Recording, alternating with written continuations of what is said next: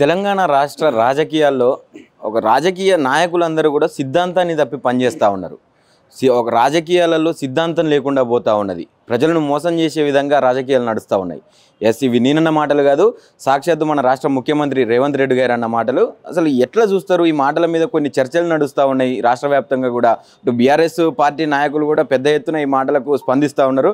మనతో పాటు దీని మీద మాట్లాడడానికి అబ్దుల్ కలీం అన్న ఉన్నారు. మాట్లాడే ప్రయత్నం చేద్దాం. అన్న నమస్తేనే. నమస్తే. ఏం చెప్తారన్నా, మన ముఖ్యమంత్రి గారు భావోద్వేగానికి గురై కొన్ని చేసినటువంటి వ్యాఖ్యలు ఏదైతే ఉన్నాయో దాని మీద కొంచెం చర్చ చుట్టూ తిరుగుతూ ఉన్నది. దాని చుట్టూ, ఆ వ్యాఖ్యల చుట్టూ ఏం చెప్తారు అసలు? భారత రాజకీయ వ్యవస్థలో కోపాలు, తాపాలు, ఆవేశము ఇవన్నీ అందులో భాగమే. కానీ భాష, మీరు వాడే పదాలు ఎక్కడి నుంచి మొదలైనాయని ఒకసారి తిరిగేసి చూసుకుంటే ఆ ఇండెక్స్ హెడ్డింగ్ పాయింట్లు మొత్తం రేవంత్ రెడ్డే ఉంటాయి. పేజీలలో లోపల చాప్టర్ వైజ్ పోతే కూడా ప్రతి బూతు మాటల్లో ఆ ఆవేశం, మాటల్లో అంటే ఆయనకున్న అంత ఈర్ష్య, కోపం, మళ్ళీ ఆయన మాట్లాడే పదాలు, బూతులు, ఇవి అన్నిటికీ నిదర్శనం నువ్వే. నిలువెత్తు నిదర్శనం. దాన్ని ఆ కొంపను మొత్తం నాశనం చేసిందే నువ్వు భావోద్వేగానికి లోనవుతున్నావు.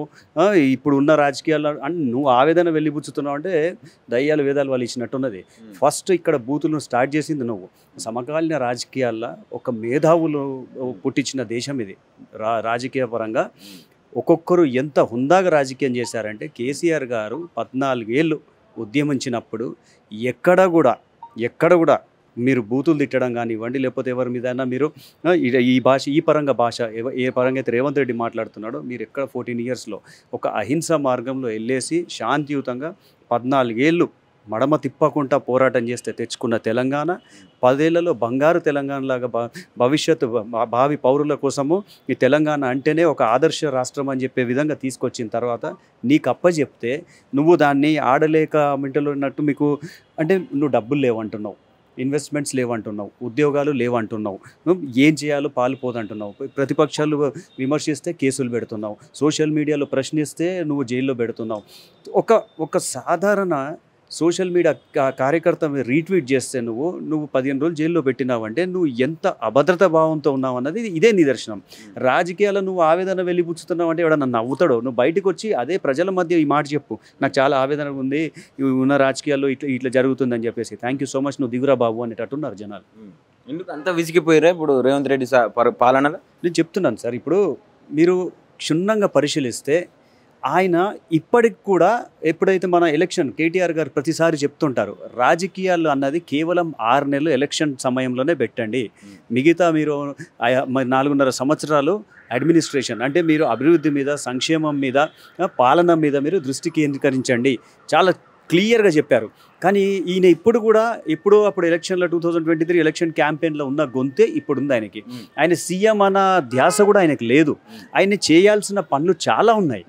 ఆయన మీరు ఏదైతే అభివృద్ధి అని చెప్పి మాట్లాడుతూ ఉన్నారో, మేము ఖచ్చితంగా అభివృద్ధి చేసినాం. నేను ఇదే విషయం మీద మన మాజీ ముఖ్యమంత్రి గారిని పదే అసెంబ్లీకి రమ్మని చెప్తా ఉన్నాను. ఎందుకంటే నేను చేసినటువంటి అభివృద్ధిని చూసి ఆయన ఉరేసుకొని చచ్చిపోవాలని చెప్పి మాట్లాడుతూ ఉన్నారు. నిజంగా అభివృద్ధి కాకుండా ఇలాంటి మాటలు ఎందుకు వస్తాయి? ఇప్పుడు అభివృద్ధి అన్న పదం వాడుతుండు, మళ్ళా ముసలోడు అంటున్నాడు, చచ్చిపోతాడు అంటున్నాడు, హాస్పిటల్లో పడ్డాడు అంటున్నాడు, నడుమిరిగింది అంటున్నాడు. నువ్వు ఒక హుందాగా వ్యవహరించే నిజమైన రాజకీయ నాయకుడు అయ్యి ఉంటే, నువ్వు ఈ రాష్ట్రానికి ముఖ్యమంత్రి అయ్యి ఉంటే, నువ్వు పబ్లిక్ డొమైన్లో నువ్వు ఈ 20 నెలలు 19 నెలల్లో ఏం అభివృద్ధి చేసిందని నువ్వు పెట్టు. గ్రూప్ 1 నిన్న పిల్లలు మాట్లాడింది సిగ్గుతో తలదించుకోవాలి. నువ్వు ఒకవైపు నువ్వు ప్రతిపక్ష నాయకుడిని నువ్వు చావు కోరుకుంటావు, రెండోది నీ మాట్లాడే యాస భాష ఎక్కడా నువ్వు రాజకీయ నాయకుడిలాగా సరితూగదు. నీతో ఏం మాట్లాడతాం, ఎందుకు మాట్లాడతాం నీతోనే? నువ్వు ముందు కేసీఆర్ గారి చేసిన ఛాలెంజ్లకే నువ్వు పారిపోతావు, ఢిల్లీకి పారిపోతావు. హరీష్ రావు గారికి నువ్వు ఆన్సర్ ఇవ్వలేవు, ఉన్న నాయకులనే నువ్వు తట్టుకోలేవు. నువ్వు కేసీఆర్ గారిని అసలు ఆయన కాలి గోటి కూడా సరిపోవు. ఆయన ఎందుకు వస్తాడు? ఆయన రాడు. ఎందుకు రావాలి? నువ్వేమన్నా హుందాగా నువ్వు వ్యవహరిస్తున్నావా? నిజంగా నువ్వేమైనా అభివృద్ధి చేస్తే పబ్లిక్ డొమైన్లో పెట్టు, కేసీఆర్ గారు వస్తారు. పెట్టు పబ్లిక్ డొమైన్లో. నువ్వు 19 నెలల్లో ఒక ఇటుక పెట్టింది లేదు, ఉద్యోగ నోటిఫికేషన్ ఇచ్చింది లేదు, మేమిచ్చిన నోటిఫికేషన్స్ మేము మా వైపు నుంచి వచ్చిన అన్ని జస్ట్ ఒక లెటర్ ఇచ్చేసినావు. నువ్వు జాబ్ ఆఫర్ లెటర్ ఇచ్చేసి నువ్వు మేము సృష్టించిన ఉద్యోగాలు అని చెప్పేసి డబ్బా కొట్టుకుంటున్నావు. నిన్న బట్టి విక్రమార్ గారు వాళ్ళందరూ కలిసేసి 70,000 ఉద్యోగాలు అంటే నవ్వుతాడు ఎవడైనా? 19 నెలల్లో 70,000 ఉద్యోగాలు ఇచ్చిన ప్రభుత్వం ఉందా? ఏం మాట్లాడుతున్నాం మనం? అంటే మేము ఎంత పేకినా కూడా జనాలు పిచ్చోళ్ళు నమ్మేస్తారు అని చెప్పేసి మేము నమ్మకుండా చూడాలి. నువ్వు ఏం చేస్తున్న పరిపాలనగా ముందు నువ్వు ధ్యాస పెట్టుకో. నువ్వేమైనా కన్స్ట్రక్టివ్గా నువ్వు చేసావు ప్రజల గురించి అంటే కేసీఆర్ గారు తప్పకుండా వచ్చి నీకు సజెషన్ ఇస్తారు. నువ్వు ఏం మాట్లాడుతావు? నువ్వు ఢిల్లీలో ఏం నువ్వు అక్కడ రాష్ట్రానికి సంబంధించిన విషయాల్లో నువ్వు వెళ్ళవు. బనకచెర్ల విషయంలో నువ్వు ఎందుకు పోయినావు అక్కడ? జస్ట్ ఒక ఎగ్జాంపుల్. అసలు నిన్ను ఎవడు పిలిచిండు అక్కడ? మనం పోము. ఎందుకంటే మన వాటా దెబ్బతీసి వాడేవాడు ప్రాజెక్ట్ కట్టుకుంటే వాళ్ళు మీటింగ్ కదా, అంశమే లేదు ఎజెండాలో, చర్చ ఎట్లా జరుగుతుంది దాని మీద అని చెప్పి రాగానే మా మీడియా సమ్ముఖంగా మాట్లాడినటువంటి మాటలు మనకు తిరుగుతూ ఉన్నాయి. దాని మీద ఏం చెప్తారు? ఇంతకంటే అధ్వానమైన పరిస్థితి ఏమైనా ఉంటుందా? ఈ రేవంత్ రెడ్డి వెంటనే దిగిపోవాలి. సిగ్గు శరేమని ఉంటే దిగిపోవాలి. దొంగల కంటే హీనంగా అబద్ధం మాట్లాడుతున్నాడు, దొంగల కంటే ఇంకా దరిద్రంగా దొంగతనాలు చేస్తున్నాడు. ఫస్ట్ పాయింట్ బనకచెర్ల పాయింటే. ఫస్ట్ అంశంలో ఎజెండాలో ఫస్ట్ అంశం బనకచెర్ల అని చెప్పేసి గౌరవ మంత్రివర్యులు ఆంధ్ర రాష్ట్రం సంబంధించిన వాళ్ళే first point is related to Banakacherla. So దీని గురించి డిస్కషన్ జరిగింది. ఒక కమిటీ వేస్తున్నాం. అది అంటే ఆయన ఎస్కేప్.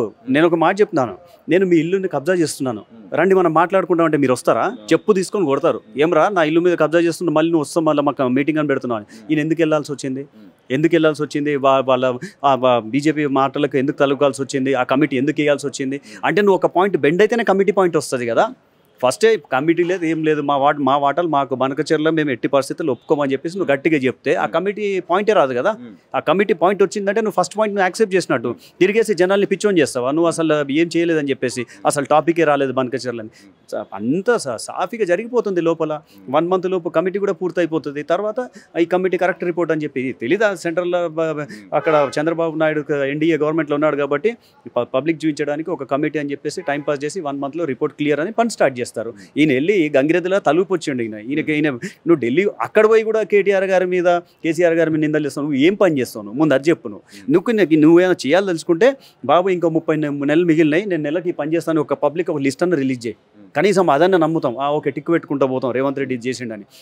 ఆంధ్ర మంత్రుల గురించి టాపిక్ వచ్చింది కాబట్టి అడగాల్సి వస్తుందని. ఇప్పుడు సీఎం రమేష్ కామెంట్స్ అసలు కొంచెం వైరల్గా మారుతూ ఉన్నాయి.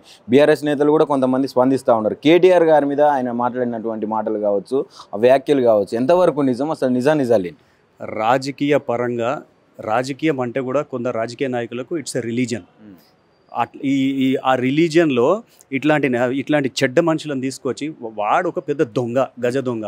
ఒక చిన్న ఎగ్జాంపుల్, ఒక యాక్టర్ తొట్టెంపూడి వేణుగారు, రెండోది ఇంకోటి భాస్కర్ రావు అని చెప్పేసి వాళ్ళని ఒక ఫోర్జరీ కేసులో 450 కోట్లు ముంచిన నాయకుడిన. అట్లా కొన్ని hundreds of కేసెస్ ఈయన మీద ఉన్నాయి.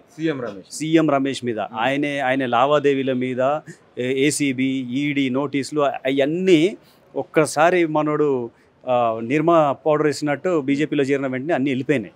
బీజేపీలో మారిన వెంటనే సుజనా చౌదరి గారు వీళ్ళు ఒకటేసారి పోయినారు కదా. దాని తర్వాత ఆయన మీద ఇన్వెస్టిగేషన్స్ ఆగిపోయినాయి. తవ్విన కొద్దీ ఈయన మీద ఎన్ని వెళ్తాయి అంటే ఈయన కేటీఆర్ గారి గురించి మాట్లాడేదా?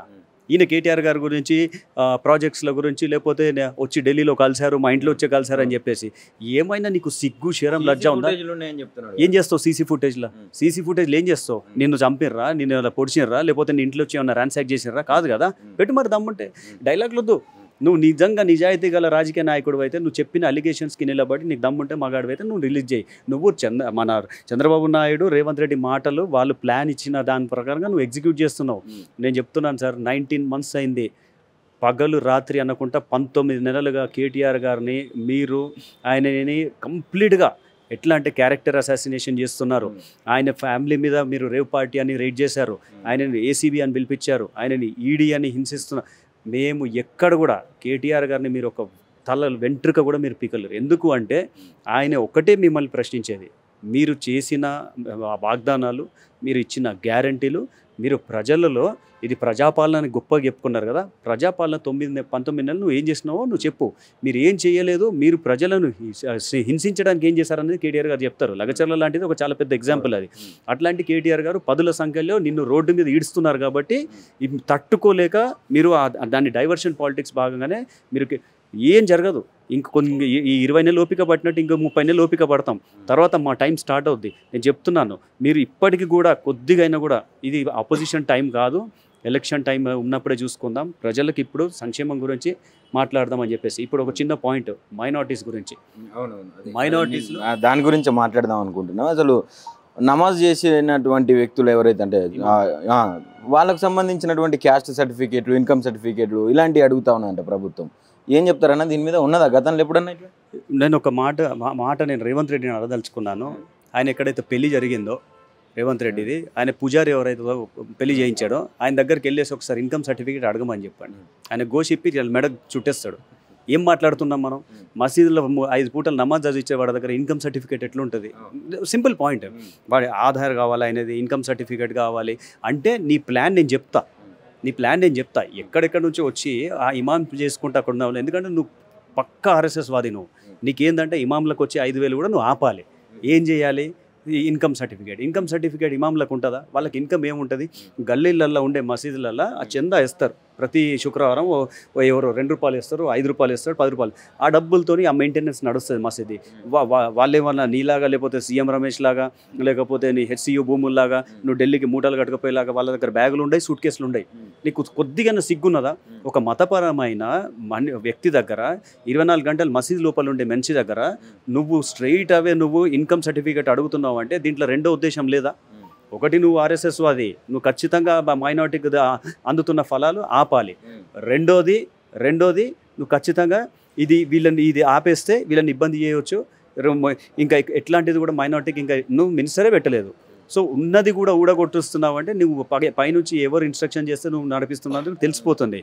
ఇప్పుడు మైనారిటీలో నువ్వు మినిస్టర్ అదే షబ్బీర్ అలీకి వెయ్యి. నువ్వు షబ్బీర్ అలీ అడ్వైజర్గానో ఏదో ఇచ్చినావు కదా. షబ్బీర్ అలీ నువ్వు మినిస్టర్ ఇస్తే ఏం పోతుంది? షబ్బీర్ అలీ అంత వ్యక్తిత్వం లేదా, లేకపోతే నాకు అంత సమర్థత లేదా? సరే పోనీ, నీకు తోచిన ఒక్క మైనారిటీ నాయకులు లేడా కాంగ్రెస్లో మంత్రి పదవి ఇచ్చుకోవడానికి? నువ్వు షాదీ ముబారక్ చెక్కులు ఎప్పటి నుంచి ఆపిపెట్టినావు? ఇదే ఇప్పుడు బోరాబండలో సర్దార్ హత్య కేసు జరిగినప్పటి నుంచి బాబా ఫసీయుద్దీన్ ఎక్కడ దాక్కున్నాడు దాని మీద. సరే, బాబా ఫసీయుద్దీన్ క్లీన్ చిట్ ఇచ్చే వరకు నువ్వు రాజీనామా చేయమని చెప్పు. బాబా ఫసీయుద్దీన్ తప్పులో లేకపోతే. నేను చెప్పేది ఏంటంటే ఒక్కొక్క పాయింట్ మైనారిటీలని టోటల్గా కాన్స్టిట్యూషనల్ పరంగా తొక్కి పడేస్తున్నారు. నిన్న వచ్చింది ఇప్పుడు మేము 4:30కు మేము షఫీల్లా గారి దగ్గరికి మన పార్టీ పరంగా రిప్రజెంటేషన్ ఇవ్వబోతున్నాం. ఖచ్చితంగా ఇది ఇమాం మోజంలో ఏదైతే ఇన్కమ్ సర్టిఫికేట్ ఉందో దాన్ని ఇమీడియట్లీ ఆపాలని చెప్పేసి. మైనారిటీలు ఎవరిని ఇబ్బంది పెడతలేరు. మైనారిటీని దయచేసి రేవంత్ రెడ్డి గారు ఓటు బ్యాంక్గా చూడడం మానేయండి మీరు. మళ్ళీ ఇప్పుడు జూబ్లీ సెలక్షన్స్ వస్తున్నాయని 10 కుక్కల్లాగా వచ్చి అక్కడ మొరడం స్టార్ట్ చేసాం. అజరుద్దీన్ ఓడిపోయాడు కదా. ఓడిపోయిన తర్వాత మాగంటి గోపి గారు చనిపోయిన తర్వాత ఇప్పుడు వస్తున్నాడు. అంటే ఈ 18 months అజరుద్దీన్ ఎక్కడున్నాడు? ఆయన ఫిరోజ్ ఖాన్ నేను ఎమ్మెల్యే అంటాడు, ఫహీం ఖురేషి నేను ఎమ్మెల్యే అంటాడు, అజరుద్దీన్ నేను ఎమ్మెల్యే అంటాడు. ముందు మీరు డిసైడ్ చేసుకోండి. అంటే మీకు మీ పదవుల మీద ఉన్న ధ్యాస మీకు పాలన మీద లేదని ఇక్కడ తెలిసిపోతుంది. పొన్నం ప్రభాకర్ నేను అంటాడు ఓన్లీ లోకల్ ఇక్కడ పుట్టినోడికి ఇస్తా అంటాడు. మళ్ళీ దానికి కౌంటర్గా ఫిరోజ్ ఖాన్ అంటాడు వాయనాడులో పుట్టిండ రాహుల్ గాంధీ, మళ్ళీ రాహుల్ గాంధీ అక్కడి నుంచి. మీకే పంచాయతీ గిన్నె ఉన్నాయిరా నాయన. మీరు కరెక్ట్గా డిసైడ్ చేసుకోండి ఎవడు పోటీ చేస్తాడు. ముందు పబ్లిక్ తెలిసిపోయింది వీళ్ళు కొట్లాడు జస్ట్ పదవి గురించి అని, పాలన గురించి కాదని. 100% జూబ్లీ హిల్స్లో కూడా మళ్ళీ బీఆర్ఎస్ జెండా ఎగరబోతుంది. అది మైనారిటీలు మాత్రం పూర్తిగా, ఎందుకంటే మైనారిటీలను ఎంత ఇబ్బంది పెట్టినాడంటే రేవంత్ రెడ్డి 19 నెలల్లో మాకు తెలిసిపోయింది ఏం జరగబోతుందని. ఇది ఆయనకు రెఫరెండం. ఇది నువ్వు ఎంత దరిద్రకరమైన నువ్వు పాలన సాగిస్తావు అన్నది జూబ్లీ హిల్స్ రీసౌండ్ ఆయనకి తగులుతుంది. కనీసం ఆ ఓటమి తర్వాత అయినా ఆయన మళ్ళీ వచ్చే 20-30 నెలలు ఏమైనా పనిచేస్తాడని ఆశిస్తున్నాం. ఫైనల్గానే ఇప్పుడు ఈ సీఎం రమేష్కి ఇప్పుడున్నటువంటి రాష్ట్ర ముఖ్యమంత్రికి ఏం సంబంధం ఉన్నది? సీఎం రమేష్ ఎందుకు ఇన్వాల్వ్ కావాల్సి వస్తూ ఉన్నది తెలంగాణ రాజకీయాలలో? ఏం చెప్తారు అసలు ఒక్క మాట? ఇప్పుడు ఒకటి చాలా క్లియర్గా టార్గెట్ సీఎం రమేష్ గారు చేసింది ఏంటంటే కేటీఆర్ గారిని. అంటే మీరు ఢిల్లీలో ఉన్నా, గల్లీలో ఉన్నా, మీరు ఆంధ్రాలో ఉన్నా, తెలంగాణలో ఉన్నా, బీజేపీ ఎంపీ అయినా, బండి సంజయ్ లాంటి ఇక్కడ తెలంగాణ ఎంపీ అయినా, సీఎం రమేష్ లాంటి ఆంధ్ర ఎంపీ అయినా టార్గెట్ చుట్టూ ఒకటే పేరు చుట్టూ తిరుగుతుంది కేటీఆర్ గారు. అంటే కేటీఆర్ గారు చేస్తున్నది చాలా కన్స్ట్రక్టివ్ పాలిటిక్స్. ఆయన మిమ్మల్ని అడుగుతున్నారు మీ వాగ్దానాలని, మీ గ్యారంటీలని, మీరు ఏదైతే ప్రతిపాదనలు పెట్టారో, మీరు మీ మేనిఫెస్టో ప్రిపేర్ చేశారో దానికి తగ్గట్టు మీరు చేయట్లేదని. నీ దగ్గర ఆన్సర్ లేదు. ఇప్పుడు సీఎం రమేష్ సౌండ్ అంటే ఒక ఎంపీ కాబట్టి, ఒక బిజినెస్ మ్యాన్ కాబట్టి ఏదో ఒకటి రాయేస్తే, ఇప్పుడు హెచ్సియు భూముల దగ్గర కాంట్రాక్ట్లో ఒక బీజేపీ నేత ఉన్నారని చాలా ముందే మీడియా ప్రెస్ మీట్లో కేటీఆర్ గారు చెప్పడం జరిగింది. అంటే ఎందుకు మీకు అంత సడన్గా డైవర్షన్స్ వస్తున్నాయి, సీఎం రమేష్ గారు ఎందుకు దించాల్సి వచ్చింది వచ్చింది. సో దాని అర్థమవుతుంది ఏంటంటే సీఎం రమేష్ గారిని చాలా పక్కాగా ప్లాన్గా కేవలం నా దగ్గరికి కేటీఆర్ గారు వచ్చారు, మా ఇంటికి వచ్చారు, సీసీ కెమెరాలు ఉన్నాయి, పార్టీని దీంట్లో బీజేపీలో విలీనం చేయమని చెప్పారని చెప్పేసి ఇది ఒక స్క్రిప్ట్లా కనిపించట్లేదా? ఎప్పుడు జరిగే ఈ స్టేట్ వచ్చి 100% డైవర్షన్. ఇప్పుడు అందులో ఒకటే పేరు టార్గెట్ కేటీఆర్ గారు. గుమ్మడికాయ దొంగ అంటే భుజాలు తడుకున్నట్టు సీఎం రమేష్ ఎందుకు రెస్పాండ్ అవుతున్నాడు? సీఎం రమేష్ పేరు చెప్పలేదు కదా కేటీఆర్ గారు. అంటే ఇప్పుడు నువ్వు సీఎం రమేష్ దొంగ అని నువ్వే చెప్పుకున్నావు. సో ఇది రేవంత్ రెడ్డి ఆడుతున్న ఇంకో నాటకం తప్పించి సీఎం రమేష్ చెప్పిన మాటలు ఒక 1% కూడా వాస్తవం ఉంటే ఈ పాటిగానే సీసీ కెమెరాలు ఏదేదేదో చెప్పాడు. కేటీఆర్ గారు అవన్నీ పట్టించుకోరు. ఆయనకు ఏం జరుగుతుందన్నది తెలుసు, గ్రౌండ్లో ఉంటున్నారు కాబట్టి ప్రజలకు తెలుసు కాంగ్రెస్ ఎంత వంచిస్తుందన్నది. తప్పకుండా బీఆర్ఎస్ ఎన్ని కేసులు పెట్టినా కూడా, మీరు ఎంత మా క్యారెక్టర్ అసాసినేషన్ చేసినా కూడా మా నాయకుడిని మీరు ఒక ఇంచు మందం కూడా నష్టపరచలేరు. ఖచ్చితంగా 20-30 నెలల తర్వాత మళ్ళీ మేము వస్తాం, వీటన్నిటికీ సావధానంగా మీకు జవాబు చెప్తాం. థ్యాంక్ యూ అన్న, థ్యాంక్ యూ. రైట్, ఇది పరిస్థితి. మన ముఖ్యమంత్రి రేవంత్ రెడ్డి గారు ఏదైతే భావోద్వేగానికి గురైనా అని చెప్పి మాట్లాడుతున్నటువంటి మాటలు చాలా హాస్యాస్పదంగా ఉన్నాయి. కేవలం ప్రజలని మళ్ళొకసారి డైవర్షన్లో దింపడం కోసం ఇలాంటి వ్యాఖ్యలు చేస్తూ ఉన్నారు. ఇటు పక్కా ప్లాన్డ్గా పకడ్బందీతోటి సీఎం రమేష్ గారిని కూడా ఈ మన తెలంగాణ పొలిటికల్గా ఆయన దించి కేటీఆర్ గారిని టార్గెట్ చేసే ప్రయత్నాలు చేస్తూ ఉన్నారు. కానీ ఎన్ని కుట్రలు చేసినా ఇంకో 30 నెలల తర్వాత ఖచ్చితంగా బీఆర్ఎస్ అధికారంలోకి వస్తుంది. దాని తర్వాత ఎవరికి ఇచ్చేది వాళ్ళకి ఇస్తామని చెప్పి కూడా కలీంబాయి చెప్తా ఉన్న పరిస్థితి చూస్తా ఉన్నాం.